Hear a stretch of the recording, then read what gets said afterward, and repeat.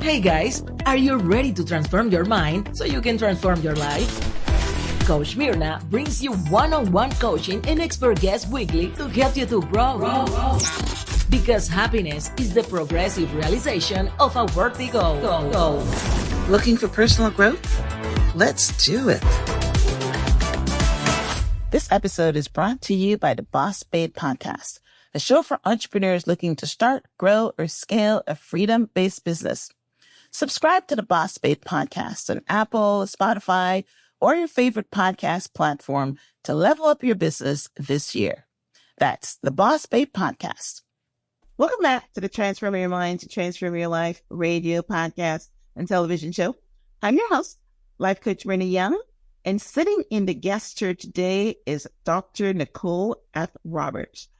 Dr. Nicole and I are going to be talking on the subject, unlocking the secret superpower of generosity. Now, this is such an important topic because I have practiced these principles of generosity for a long time. You know, being a Christian and being a woman of faith, you know, it's everything. It's always what the pastors preach. Give and you shall receive. If you want something, you've got to give something. And even if you don't want something, it just feels good to give. So this is a great topic today for us to just explore what happens when you give. So welcome, Dr. Nicole. Thank you. I mean, as you said, give and you shall receive. I don't even know if you need to interview me. I think you just did it. I think I wrote it down. I'm like, it's things we say all the time, but when you hear someone else say it, you're like, yeah, that's lovely. That is lovely. Well done. Thank you. Yeah, it's a principle that is not foreign to me at all. But all right, so we're going to unpack it today. So let me give you an introduction. Dr. Nicole F. Roberts is a true game changer in the world of health, human rights, and generosity.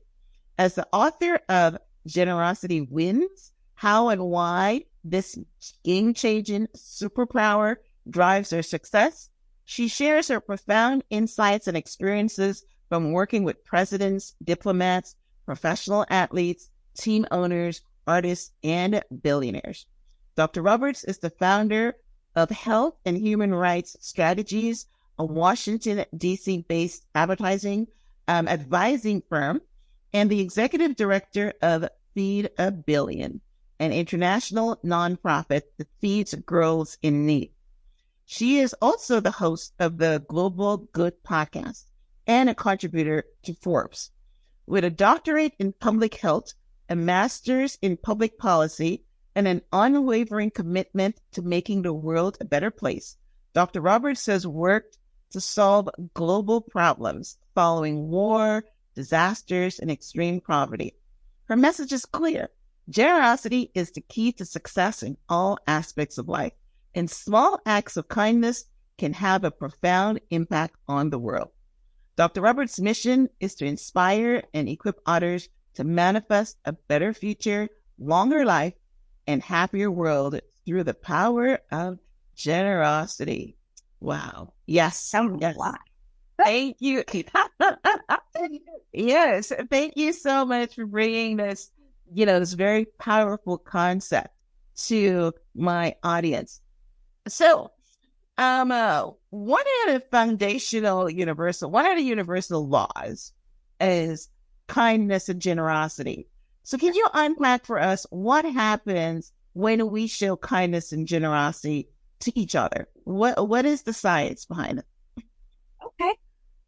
Well, there's a few different ways to answer that, to be honest. So some of them may put you to sleep, and some of them may be really interesting. But I guess I'll start with, sort of the core of who we are as people. And it was not something I expected when we started this book. And so I guess actually I should take a step back real quick. So we wrote this book, and I say we because I have a co-author. His name is Monty Wood. Monty is a phenomenal human, maybe the most generous person I've ever met. In fact, the book idea was his. And once he started digging into the ROI, return on investment in being generous, because he's a very successful businessman, he started finding there was science as well. And so he spent time trying to find that right counterpart to him, to look at the science while he really brought the expertise in business. And we just clicked immediately. And we went on this journey, and it took so many turns that we didn't expect. And what we did is we ended up writing a book that is a business fable, and it's fun. So we have a made-up character. Her name is Emily, and she goes on this journey. But all 12 interviews in the book are real people. And actually, at the end of each chapter, there's a QR code. So you can actually look at the QR code, and it'll take you to their LinkedIn, and you can meet these incredible people who live with, and you mentioned this, and what we tend to call it is a spirit of generosity. Like, it's literally the spirit that lives within you. And these people we interviewed, they are successful in every aspect of their life, their health, their wealth, their marriages, their children, their external passions. And so for us, this book, it was just so fun. It took all these, like I said, it just turns we didn't expect, and we love the final product. And so one of the things we discovered along the way, and I felt like we know it, but it really surprised me, is that humans are the only species on Earth that is truly generous, which is why we call it a human superpower in the title of the book. Because I know you see the word superpower and you could think cheesy. It's true. We're the only ones. And I did the research. You could look at primates, and they do exhibit generous behaviors and acts of kindness within their families. But we all know that, a male from a different primate group tries to come in, they'll just as easily kill that male as opposed to welcome them to their community. And so it really is us. We are so unique, and it is in the core of our DNA, I really believe, because it's how we survive as a civilization. It's how we have survived. It's by being generous to one another. And there are plenty of examples of us also being exceptionally unkind towards each other. But at the end of the day, we give often with no expectation of return. And we'll talk about that later. But in that giving, we give of our time, our energy, our networks, our dollars, and often we'll never know who the recipient of those acts was. But we know as a species, like, it is upon us to keep this going and to help others and lift them up. So I think of it as on a very large scale that way. To counter that, where I get excited, I'm a doctor of public health. My background's in neuroscience. So where I get really excited is looking at sort of what happens inside of us. And it's pretty amazing. Studies have shown that practicing kindness activates all kinds of reward centers in your brain, like the ventral striatum, the prefrontal cortex. There's a lot of technical stuff we can talk about if you want, but we all know that, like, that helper's high, as we call it, right? Your endorphins go wild, you get excited, you feel good, your neurotransmitters are firing. But what we find is that intentional acts of kindness, being generous to others and being generous to ourselves, actually changes our brain. It leads to these positive changes. Like, neuroplasticity is real. Our brains can change. New pathways can be developed, or they can get stronger as we practice being kind. And that enhances our altruism, our empathy towards each other. And it actually, over time, helps us learn to regulate our emotions, which, as we know, then seeps down into our bodies. So we are healthier. We are genuinely happier. Yes. Bodies live longer. All these things by being generous. And so, as cheesy as it can sound, it's actually pretty magical.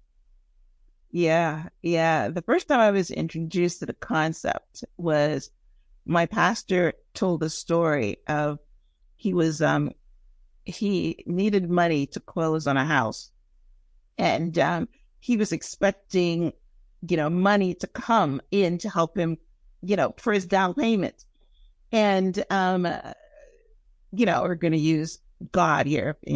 Everybody has different responses, but this is my faith, and that's basically. And he said, but God told him to give away the money that he had. So that was such a foreign concept to me. You're looking for money, and God said to give away the money you had. And he gave away $10,000 or something that he had. And in return, he got like 50,000.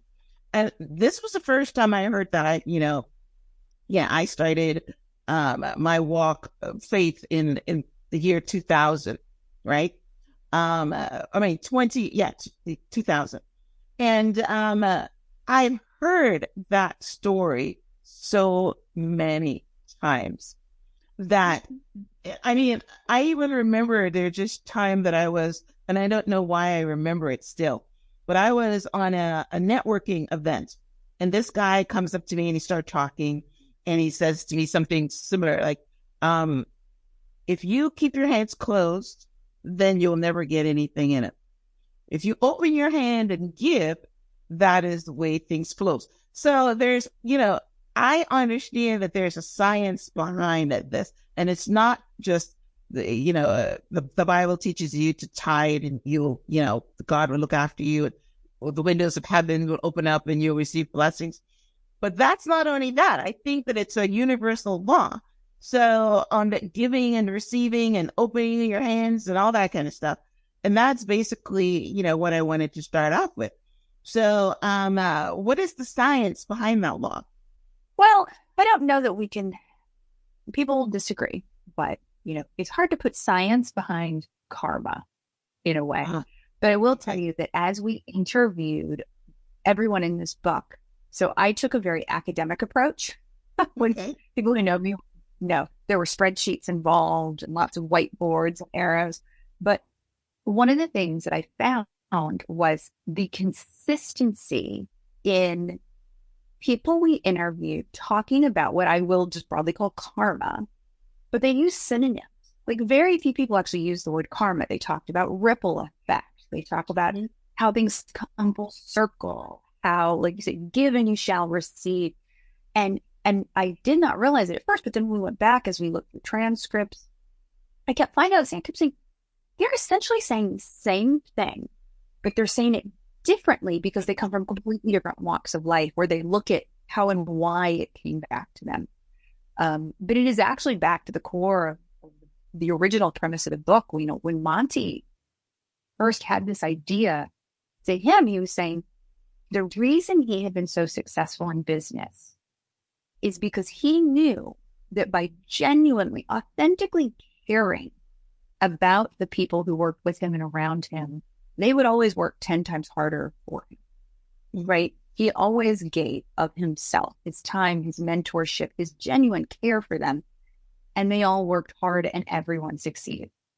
And so he knew there was this, it's not transactional, but this reciprocal sort of thing. I would call that energy, You wouldn't call that energy? Yes. That's a great word for it. Right. Yes. Mm-hmm. Okay. All right. So yeah. Right. I love that word. In fact, I guarantee more than one person probably used that word. Yeah. Yeah, because it's the energy. And if you give your energy, it's love is an energy. And if you genuinely love and care for people, that energy translates to them. But if you're a mean person and you don't care about anybody, then you're also giving out that energy, right? And what you get back, that's some energy. Because whatever we put out, get back. Mm-hmm.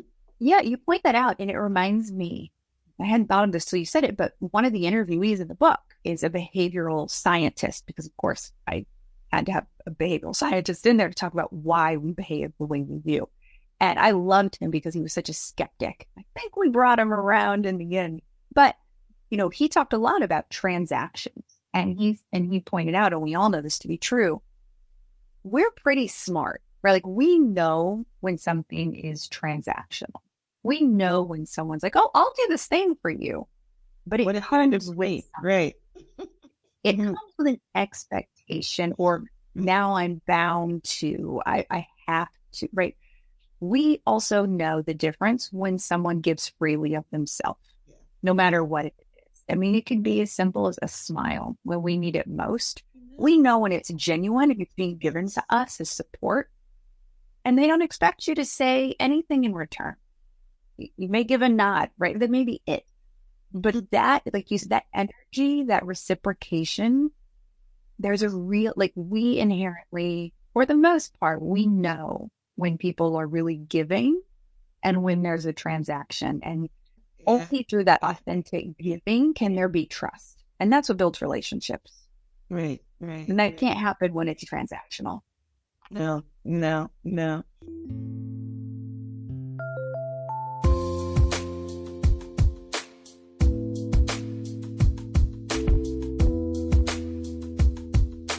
This episode is brought to you by the Boss Babe Podcast, a show for entrepreneurs looking to start, grow, or scale a freedom-based business. Hosted by Natalie Ellis, founder and CEO of Boss Babe, who has spent the last decade building businesses and perfecting the exact roadmap to build a thriving, profitable business that creates true freedom of time and money. Every week, Natalie dives into the things every entrepreneur needs to know to be successful, from strategies to grow an audience in social media to building your sales engine in your business. You'll learn how to build a highly successful and profitable business with insights from people like billion-dollar founder Jamie Kern-Lima, Mel Robbins, Lori Harder, Brendan Bouchard, and many more.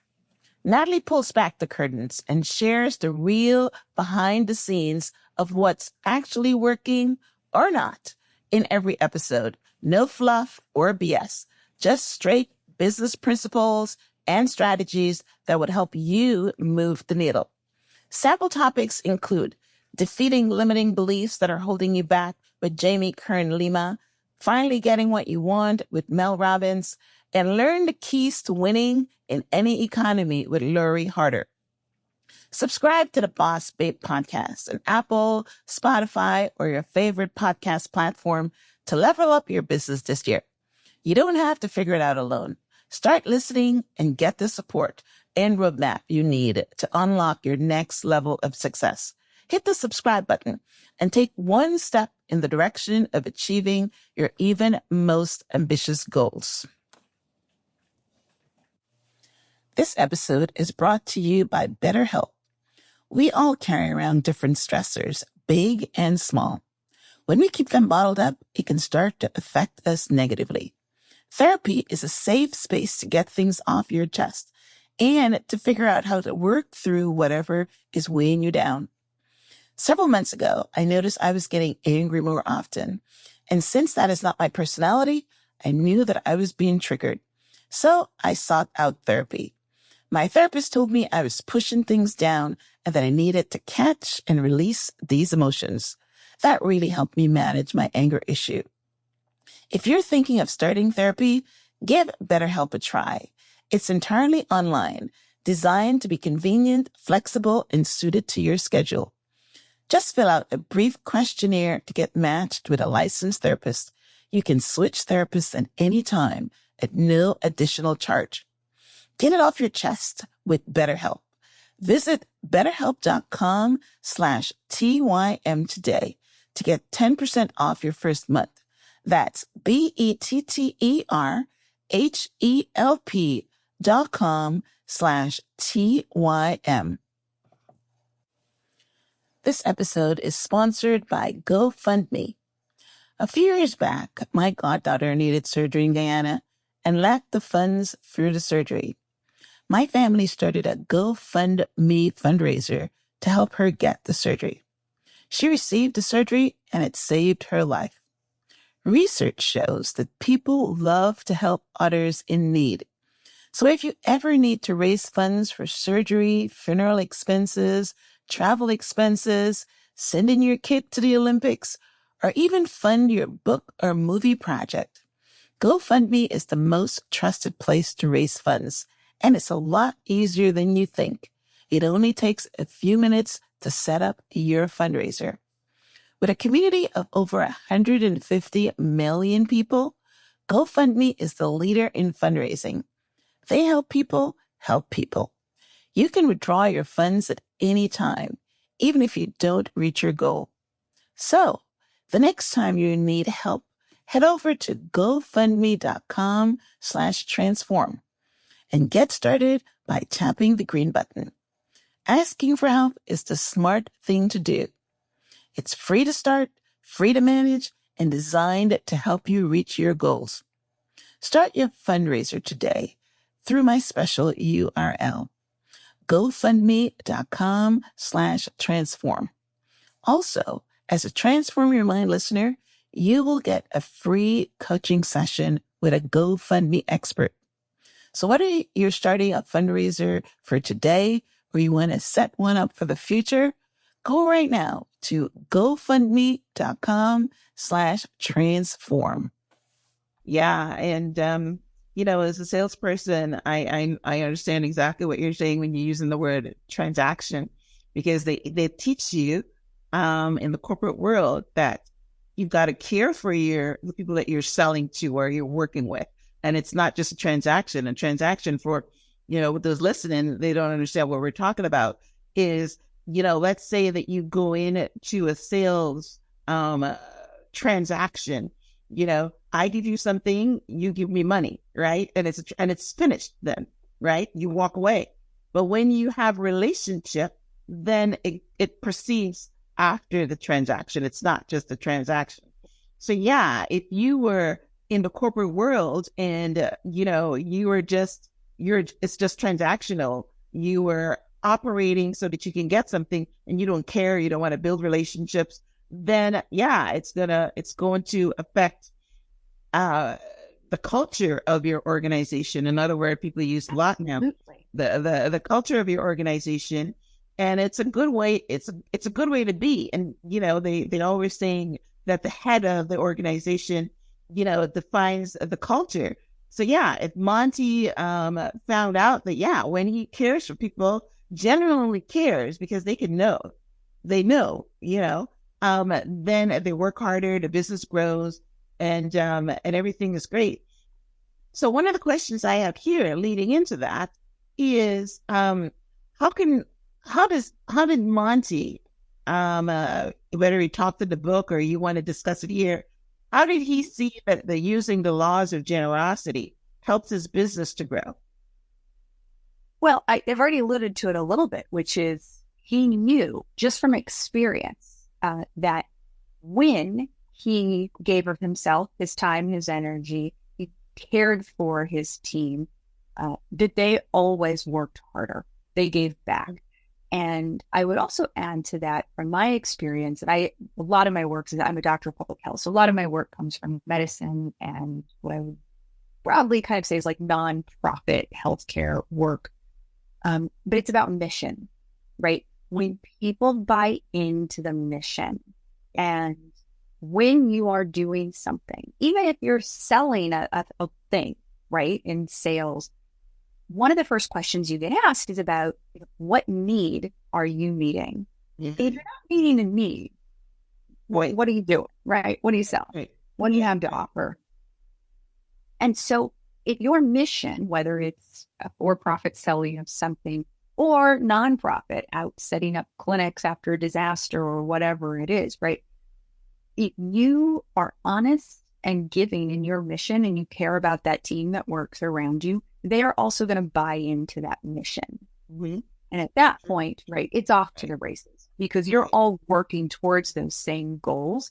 And it could be as simple as meeting a very specific need, a plug, a thing that plugs in and everybody needs it. So how do we help get that to them? How do we make it work with all the different products that they have that goes into it, right? Thinking about the client. How do we meet their needs?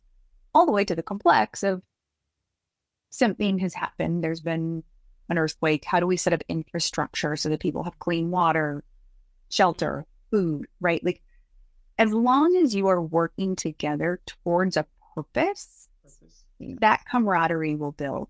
And when people give, you naturally are open to the idea that things will be given back to you. Right. That's good. But the spin that I had on the question was, I can understand that when you have a mission and everyone works towards it and you're leading by example and they're buying into the mission and people go home and they think about it and they just don't leave it at work because they care. So I can understand that that impacts your business that way. But I was thinking about businesses when I say the word grow the business with generosity, I'm thinking of charitable giving. Ah, Right. got it.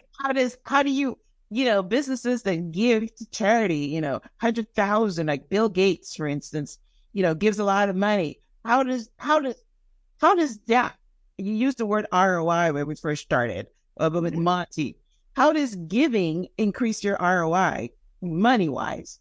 Got it. Yeah, I went a different direction with that. Thank you for clarifying. Well, we're seeing a lot of that, right? And I will tell you, working a lot in the nonprofit space, I've got to give a bit of a side eye to some companies, right? Because that corporate philanthropy, if you will, has seen a huge uptick in recent years. And I think in some instances, it is so genuine that they realize the platform they have, the magnitude, and they can use that platform to lift up other people. And all of a sudden, everyone who maybe didn't fully buy into that brand or wasn't aware of that brand, all of a sudden they are, and it's tied to something that's meaningful and purposeful. We saw people do it really well and encounter when, I have examples that are coming to mind, but I'm like, I don't want to call anybody out. But, we saw lots of people in the last few years. I think the pandemic and things that happened around the pandemic, we saw a lot of organizations who really genuinely leaned into equal rights, justice issues, right? Access to care, religious expression and freedom. There were lots of things at play happening. And you saw some organizations who ran and hid.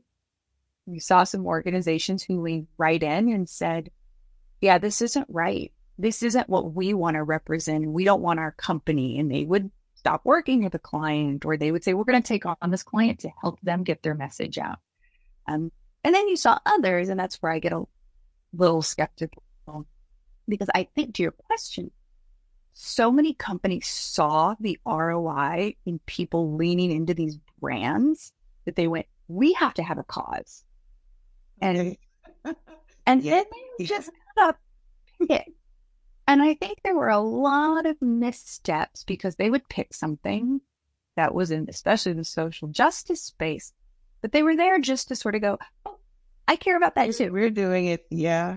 Yeah. Well, and they it's not a bad game. No, but that's a great not genuine. Right. Yeah, I feel like for some companies it became a bit of a game. And there for a while I felt like every month, actually I will say it made it easier for me to like unsubscribe from a lot of emails I didn't know I was getting. But like I felt like every company under the sun, 1 month they'd issue what they cared about here, and the next month we care about this, next month we care about that. And I think when it's real, it's incredible because you see people, like I said, who all of a sudden they look at a product. And I think this is true for the younger generations more than ours. I think they ask questions that we never ask. I think they're, especially in this world of Amazon, where if you want it, you can buy it and it can be at your house in 2 days, right? Their ability to vote with their click and their purchase and their dollar is different than what we were able to do. And so they're asking questions we weren't able to ask or didn't ever think to ask. They want to know where things are made, how they were made. Was there any, what kind of labor went into this? What hands touched this? Was that legal? Is that ethical? Do I want to be associated with this? Or you can see the founder of a company can put forth their thoughts, and all of a sudden, this younger generation in particular says, I like that. That aligns with my values. I now support that tea or that whatever. And on the flip side, somebody can say something else, and you watch people go, yeah, I'm not going to order from that food place anymore. That is not aligned with my values. So the ability to be true to your values and your your genuine passions and your purpose and what aligns with your values and put that out. It's brave in this world. At the same time, it signals something very powerful to people. And when those values align, the brand loyalty that comes from that is real. And the dollars that come with it are very real.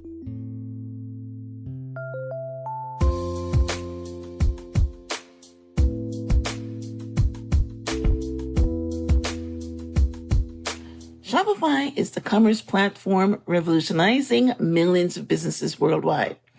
Usually, improvements don't come overnight, but once in a while, one small fix can catapult you to the next level. If your commerce platform is holding your business back, you owe it to yourself to see what Shopify can do for you.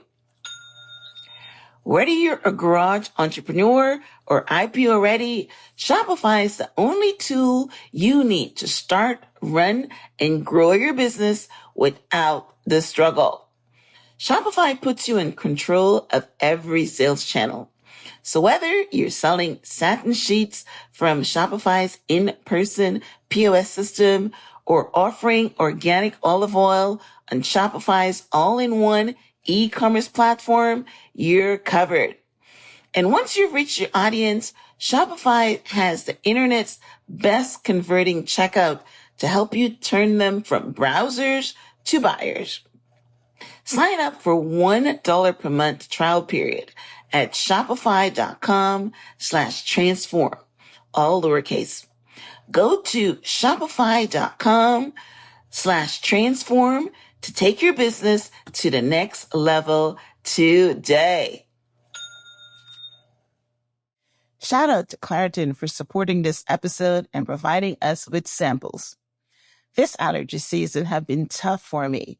The pollen number was the highest it's been in over 3 years. My nose was stuffed up, then it was running.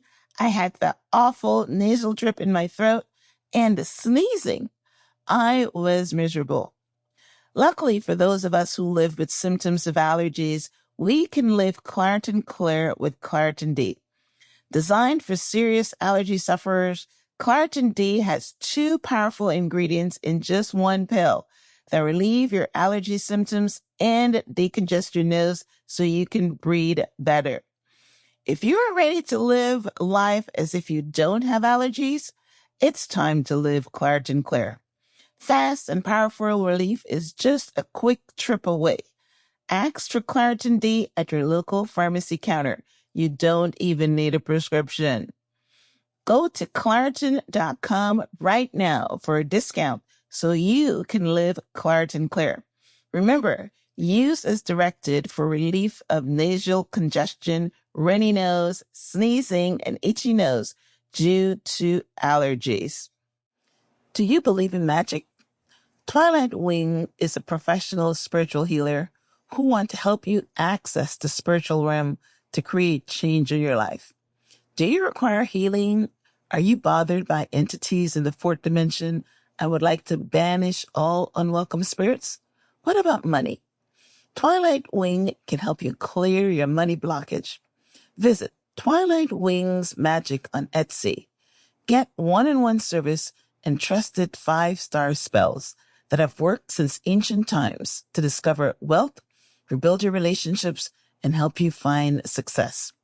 Visit Twilight Wings on Etsy by searching for Twilight Wings Magics and regain control of your spiritual well-being. That website again is TWILIGHTWINGSMAGICKS. Yeah, yes. If you align with a charity or a cause and you put your money behind it and you maybe talk about it and yeah, I definitely can see that the people that are buying your product, definitely will probably click more, because everything is bought online right now, right? One example that comes to mind that had this really cool ripple effect, as I saw it, I actually wrote about it in Forbes, is during Mental Health Awareness Month, there was, or I think it was suicide prevention, and NFL players had cleats specially made that had 988, which is the new national suicide hotline, and they wore them. And what I loved is they had to get permission from the powers that be. But it was so powerful because it was individuals who had actually been impacted by suicide. One in particular lost his sister, and he's instigated it with other NFL players and said, I want to do this. I want to draw attention. And he waited and did it during the Dallas game, because what we had found is people who live in rural communities were less aware of the new hotline. Whereas if you live in a major city like I do, the posters and banners were everywhere. And so he was like, I want to use my platform to help others by doing that. And there was a bit of pushback at first of like, well, if we choose one cause over another. And enough players got behind it, said, yeah, that's something I want to support. I know someone who has struggled with. Well, then the teams bought in, right? And then ultimately the NFL had to buy in. And so the NFL to use its platform to let a suicide prevention hotline number run around the field, like the power of that. They saw what that message would send and what it would reflect on the league. And they made that unintended. They made that call. That I don't remember that campaign I don't remember that campaign, but I do remember the NFL players getting involved in some others. One of them thinking of is breast cancer and a couple of other things. But yeah, they have them on their shoes or they have them on their jerseys. And listen, there's no bigger audience than the NFL. So I was just gonna say, and if the NFL says okay, there's a reason. Yeah, they're not letting their logo be. The big thing about the NFL is that they have from the babies to the 90s, they have the whole gamut. They do. Full walk of life. Yes. So that's awesome. All right. Now, you alluded to it in one of your answers a minute ago, but I have a question that I had here, regarding human suffering and extreme poverty following war and natural disasters. Now, when these things happen, there is people advertising on Instagram, on TV, and they're asking you to send money. But is there any other thing that we could do as far as generosity other than sending money to help with these natural disasters? Absolutely. There's natural disaster, there's man-made disaster, right? All kinds of things. So a natural disaster is a little bit of a different bucket because for the most part, we understand them, but they're completely unpredictable. They take us off guard and they sort of rally, right? Like everything about the human condition, you want to help in those sorts of situations. That said, as the world has gotten more global and we've got a 24-hour news cycle, we've seen that sort of taper off because there's wildfires here, floods there, tornadoes there. And all of a sudden, that one-off extreme event is now, it feels like there's always something going on somewhere. Right. War certainly does not help that at all. There's always multiple wars, whether we hear about them or not, at play. And so in that case, a donor dollar goes a long way. What I would caution is to find things that there's a bit of two extremes here. I always encourage local because people in a community know what they need. Someone who lives in a different country, doesn't speak their language, has absolutely no cultural context, may be able to say, well, we need water and shelter and food. But beyond that, right, like there's so much at play at the local level that a lot of times you just go, oh, we'll send this. And it's a little flippant. And it's not something you can really touch and feel, if that makes sense. Now, that said, there are lots of wonderful organizations that are global in scope and they deploy teams who are very skilled to go in and help and do and deliver. Particularly like earlier, I think it said like an earthquake, clean water. It's got to get there.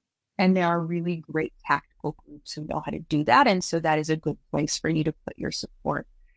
But what people need in times of crisis, I mean, it can even be experiencing homelessness. What a mother needs if she's in a situation to protect her children. Me, I have toddler. Like I immediately, my empathy is I think of what does a mother need to take care of a child right now. Yeah. And so I always look for organizations or groups that are doing things that really speak to what do you need to be safe and secure and help you have the resources to move to what's next. Because in that moment, you need a set of things, right? But you also have to get out of whatever situation you're in, from natural disaster to abuse to homeless, right? Whatever it is, there has to be a next. And how do we help move you to the next? And truthfully, a lot of times that comes in different forms. It comes through network. I mean, all of us know our next job or opportunity is often a friendship away, a call away, a network away. And so there are so many ways to be generous that aren't just writing a check or clicking the button to give a few dollars. It could be, especially if it's domestic, reaching out to your network. Who knows somebody who we could even take them in for a short amount of time. Or, you know what? I bet everyone's actually going to need a toothbrush. How do we get the local dentist here to donate these things? How do we get a company who makes a product? I mean, another one like children. I'm learning every couple of months, we need a new pair of shoes because this kid won't stop growing. Yes. Good for him. Means we're doing something right. Yeah. But those are the things, like those everyday human things really slip through the cracks when we're so focused on disaster. And so I really always encourage people, when you want to give and you want to meet a need, there's the big immediate need, and then stop and think, if I took whatever place in life you're in, young to old, family, single, like what is it that I would need to also move forward or help my children move forward, or, whatever. It could be therapists. You say, we're going to go donate our time. We're whatever. If you have a skill set, if you have resources, if you work at a dentist office and you have access to toothbrushes, if you work in a department store and you get a huge discount on socks and underwear, that's what people need in disaster, right? And so I just always encourage people to really think of yourself and think, what would I need? What comforts? What would I want? And give what you can, where you can, how you can. It doesn't have to be money. I mean, that always can help, but there's so many ways that people have, you started by talking about your faith. The power of prayer, especially when someone is in need. Yeah. You to show up and pray over people, to be with them in spirit. What it does, energy, as you spoke to, it is powerful. And in real time, it does something for someone else, and it does something for you. And in that way, you are being generous with yourself, and you're being generous with others. It can be that simple. Yeah, that's good. That's good. Yeah, I like what you said about yeah, I mean, because yes, I mean, they reach out and they ask you to donate, but yeah, that's for global things. But the generosity is definitely something that you can do, because a lot of times, you yourself don't have a lot of money, right? But your time or your home, or I love it, prayer or a blanket or shoes or, any of those things is being generous, opening your home, and those things. But yeah, so I'm glad that we're unpacking it and, we're making it real. But yeah, and, I'm in Florida, and I can say that one of the things I love about Florida is that the elderly population, they donate their time. They're always volunteering somewhere. And I think that's great. That's generosity of spirit. We put a label on that. And instead of saying, I'm sorry. Right. I'm sorry. What were you saying? I was just going to interrupt you, but that right there, time. That is something I found when really looking at people's health and longevity, how long you're married, how long you live, these sorts of things, the health conditions you have, that people who give of their time actually experience much more reward themselves than just the money. I mean, we all know we can, and I highly encourage you to give, but you can click on a website, click the button, put in or hit your PayPal, whatever it is, right? And you go, it's done. That experience, that connection is very short-lived, and you will get a nice pre-written thank you in your email or maybe in your mailbox, right? And that's the end of that engagement for the most part. You've done good, you sleep a little better, great. When you take time, even this, like just even over a virtual, like to just time you'll never get back. You can make $1. You can never get this minute back. So if you spend it with someone else, exchanging ideas, learning, helping them, listening to them, mentoring, that is a much greater reward, not only for the community at large, but for that person and for you, because those are the things that actually stick in your brain. You remember the conversation. You remember looking at the tone. You remember when you nod and go, that's actually good. I was like, yeah, right. Like, I remember that. Whereas I may or may not remember that thing I clicked. So time it's invaluable. Yeah, and it's human interaction. Trust me, yes, it's very, very rewarding. Yeah, it probably lights up all those centers in the brain that you were talking about earlier. Yeah. Yes, it does. Yes, it does. So that's great. Now let's talk about your organization. I was not aware of it. I know that there's Feeding America or something. Was this right? But I've never heard of Feed a Billion. So yeah, let's talk about your organization. And I think, in the write-up, it says that you have a niche. You're feeding girls in need. So tell us what an organization and what are the girls that is it all over the world or in a specific region? No, all over. We have hubs in India, Africa, and the US. And it can be a little tough to talk about sometimes, to be completely honest. So you mentioned Feeding America, which is a wonderful, wonderful organization all over the United States. It's food banks, food pantries. What we do is very, very, very different. So what Feed a Billion does is, I guess, to take a step back,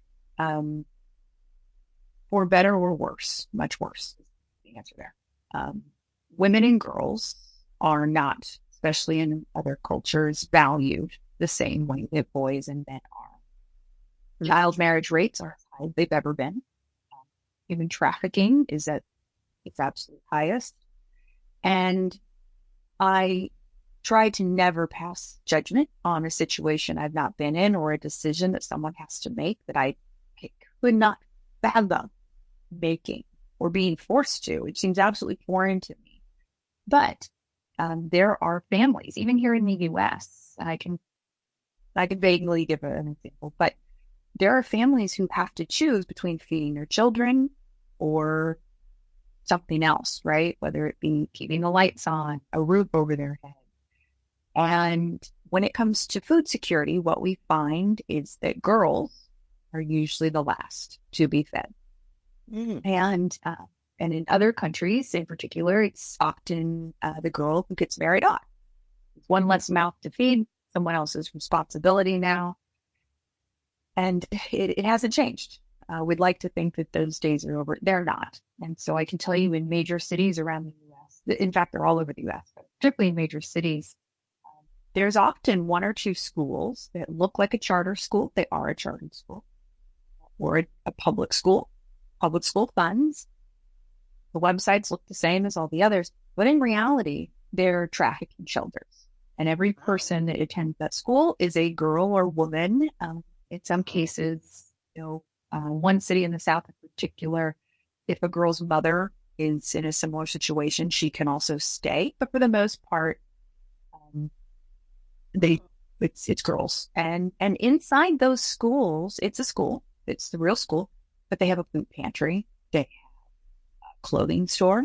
They have all the things. And obviously they don't advertise it. They're completely off the record, is because it's a shelter at the end of the day. And there's a reason they are hiding, but they want them to get an education.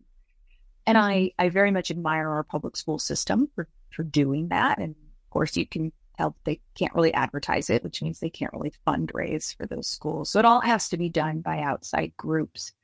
And so that domestically is an example of a partnership that Feed a Billion would have to help put food in those places where girls don't have access to good, nutritious food. And nutritious food matters because as we develop, as back to the science side, it's not just our bodies that are developing. Our brains are developing. Our frontal lobes aren't fully developed until we're in our mid-20s. And so the girl is malnourished. She can't concentrate when she is at school. She can't make good decisions. There's so much there that's happening. And so the purpose of Feed a Billion, we used to talk a lot about what we prevented. We prevent trafficking, we prevent all these things. And we reframed the way we looked at things a few years ago. And in the logo, it actually is a globe. And we took the continents out of the globe and we put a girl in the center of it. And the way we look at it is now the power of a well-fed girl.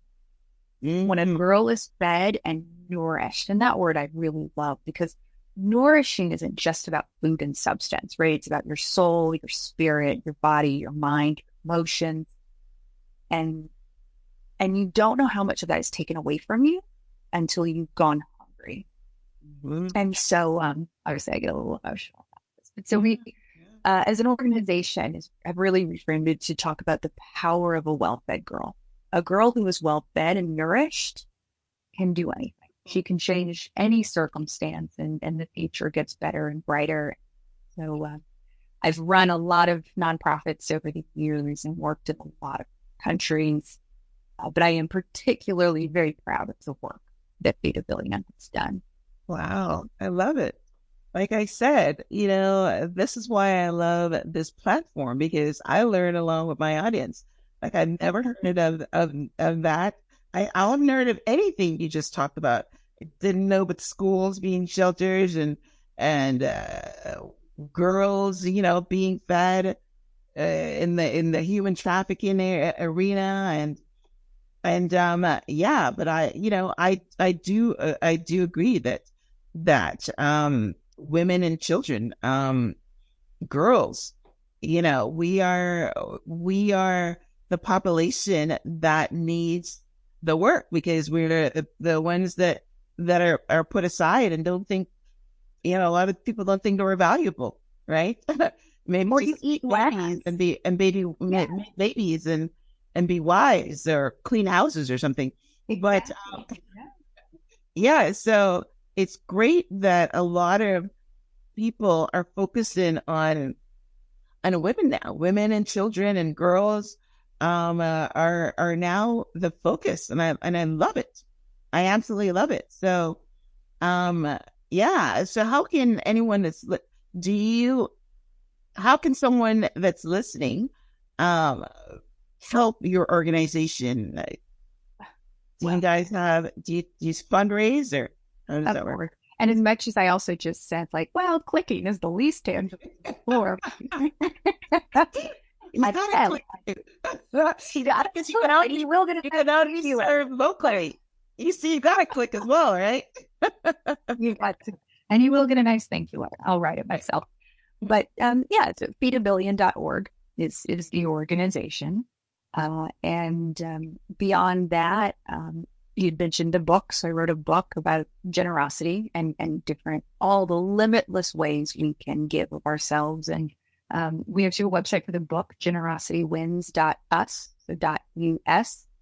And I do encourage people to go there. I mean, you're welcome if you want to buy a copy of the book to buy it from one of the big retailers, but we actually knock some of the price off. We sell it, direct, and support the small guy.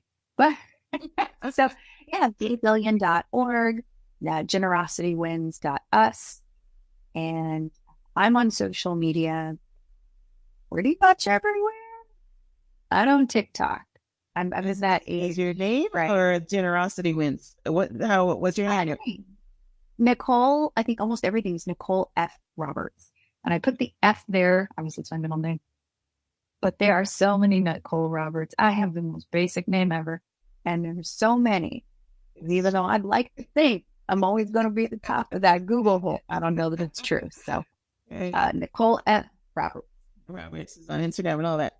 All right, so tell us about your book. I know that we started off the conversation talking that your book is about interviews and people that have experienced why generosity wins. But so you can add anything else here about the book. What do you want readers to walk away with? What is the central message? I have one sitting there. Look at that. Okay. Fun after all this labor of love to hold it in your hand. I know. Right. Although the moment that really got me was when my dad got a copy. I was like, well, that's so funny. My dad's holding my book. So cool. It's beautiful. Yes. I think for me and for us, I think I can speak for Monty. It's really about, like I said, this is a superpower. It connects all humans. We can choose to be unkind. We can choose to only focus on ourselves. And, but at our core, we are built to work together. We are built to take care of ourselves and to take care of others. And I think it really is a superpower. And for me, while I think everyone, again, you talk about the whole walk of life, I've had everyone from people giving this as a graduation gift for people who got to embark on their career of how do you set out on a career where you build generosity in your career, all the way to people who've been retired and said, it's time for me to start thinking about giving back. I've got time now. I have something I need to think differently. I've been so focused on career or raising children. I want to think differently now. And so I really believe all of the book is for everyone. Anyone who's in transition or wants to go through transition, because being generous every day takes intention. And I really believe that, it is no different to me than prayer or faith or anything else. If you want to do it and you want to be really committed to it and you want it to become a part of who you are and how you interact with the world around you, you have to practice and be intentional about it. And so we encourage people, we call it a 30-day challenge, which sounds silly, but it's true because it takes at least 2 weeks for your brain to really start processing change. And we all know habits take more than 2 weeks to build. And so what we've been encouraging people to do is every day, before you go to bed, to just write down something generous you did for someone else and something generous you did for yourself. And if you want, how it made you feel. But it's 50-50. It's equally important. We cannot give from an empty well. And so what did you do for someone else? Again, it could be as simple as a smile. I did this thing for a coworker that was clearly having a bad day. Or I sat for an extra 5 minutes with my child who was struggling tonight over something because they needed that from me, right? It can also be as simple as, and I'm going off my experience right now, I have a very stressful job and a toddler.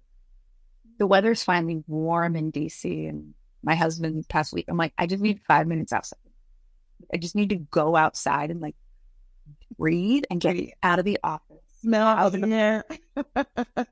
But those few minutes are for me, and I gotta let the day go so that I can bring a better version. May not be the best version, but a better version of myself to my toddler, to my husband, and I just need those 5 minutes. You give them to me, and I'll come back and I'll change the diaper. Right? I'll be. And so I really encourage people, it doesn't have to be grand. It doesn't have to be extravagant. It doesn't need to feel overwhelming. It can be so simple, but every day, what's something you can do for someone else and what's something you can do for yourself.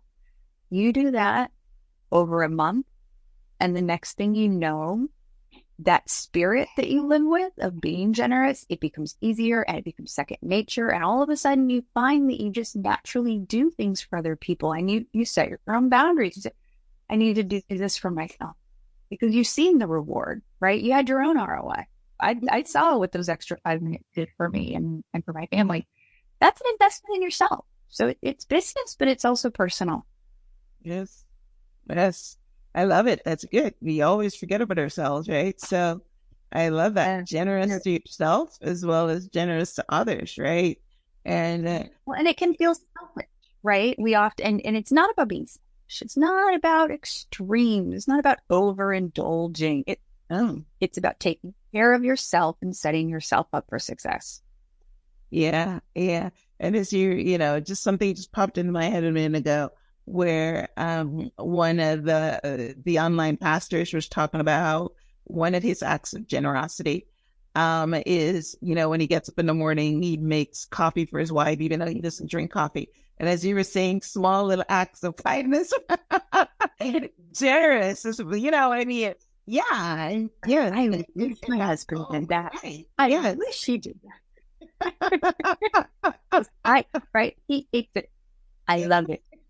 I was just here it is.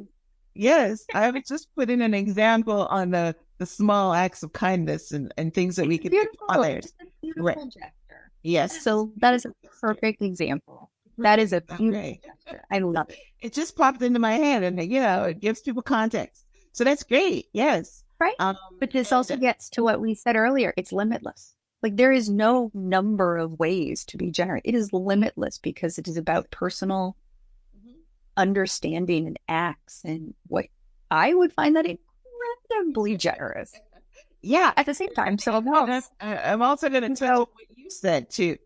The reason he's talking about it on TV is because it makes him feel good, right? That he's doing this. Yeah. You know what I mean? So it comes right back.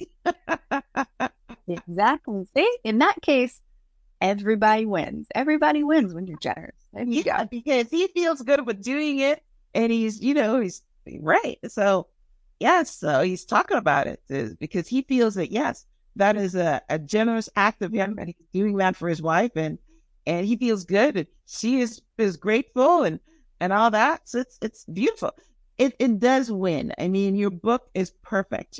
The title of the book is perfect because it does win. If you want to sum this up in a nice, pretty bow, you give to receive, but you don't only give to receive, you give to feel good about yourself. And the law of the universe is that when you give, you will receive. Even if you're not given to receive, it's going to come back to you. You use the word karma. It's the same thing. What you put out, you give back. Right? Karma. It's the universal law. You got it.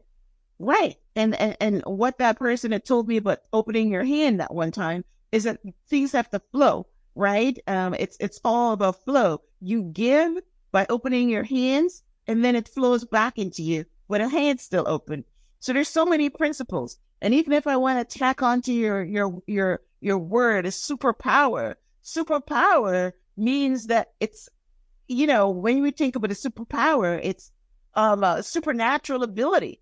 And yes, what you get back from generosity is the supernatural ability to rise higher in everything that you do, whether it's your business, your marriage. You be generous in your marriage, you're going to see an ROI in there. I think you just became our marketing team. I think is what just happened. Yeah. I mean, anything that you're generous about, and you're going to get it back, right? Even if you intend for it to be transactional, you're going to get a reward because it's the laws, right? So yeah, beautiful.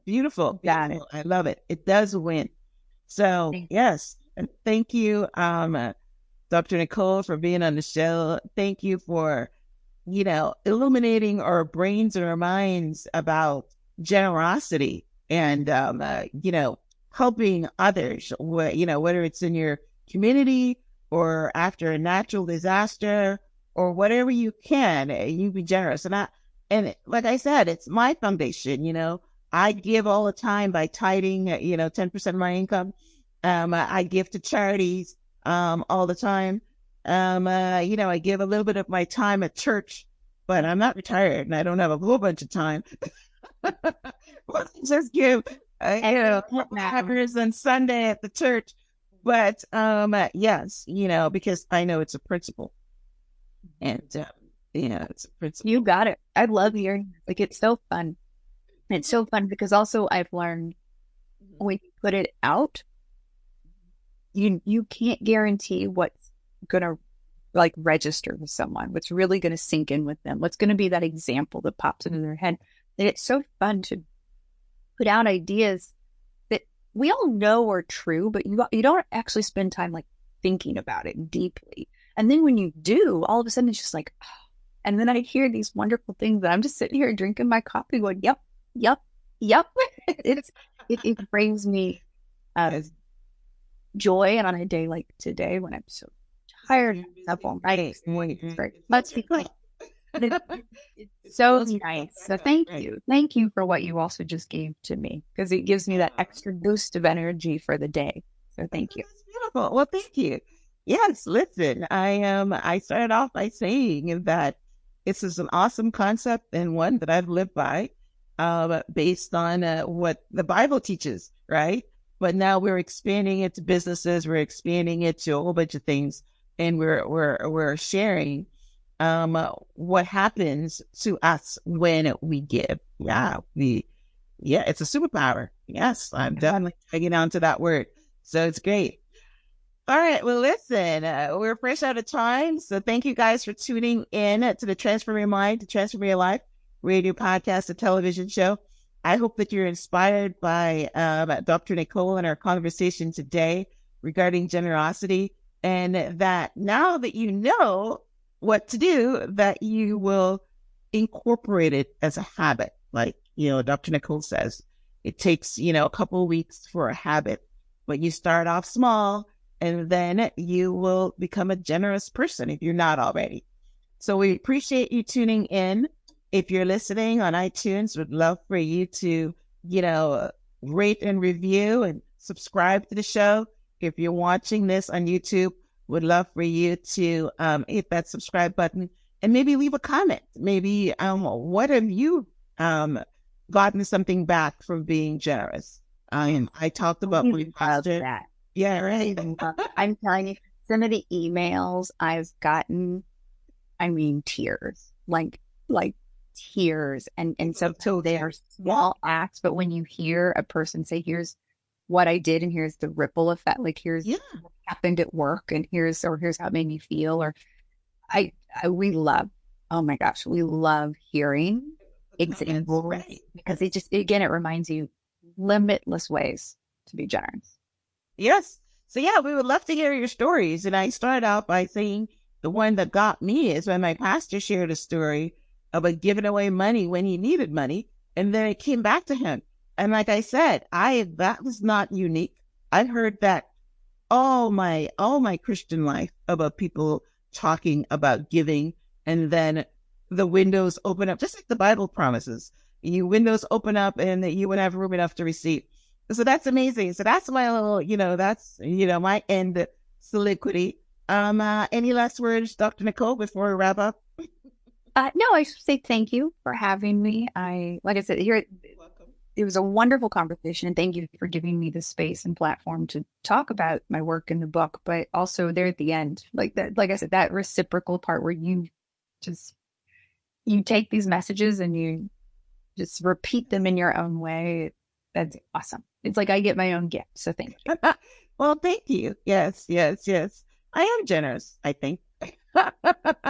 Yeah, so time. I know that from experience.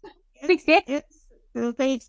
And you guys, check out Nicole on her podcast. It's called the Global Good Podcast. What a name. Beautiful. Right. Yeah. It's right.